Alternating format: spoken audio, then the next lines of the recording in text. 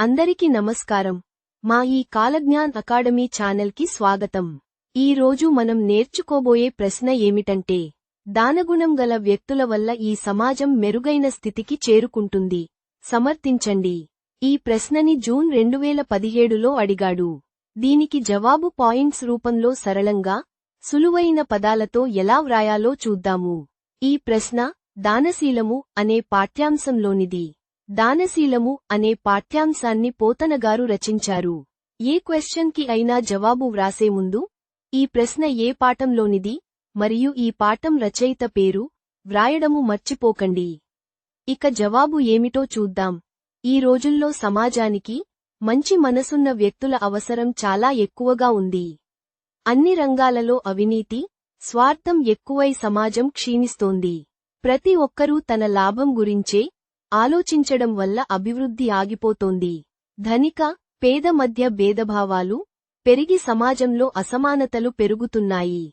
ఇలాంటి పరిస్థితుల్లో దానం చేసే మనసున్నవారు సమాజానికి వెలుగు దీపాల్లా ఉంటారు. దానగుణం గల వ్యక్తులు తమ సంపదను, శక్తిని, సమయాన్ని సమాజ సేవకు అర్పిస్తారు.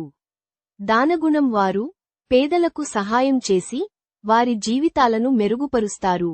స్వామి వివేకానందులు దేశాభివృద్ధికి త్యాగం చేసే బలమైన యువత కావాలని చెప్పారు.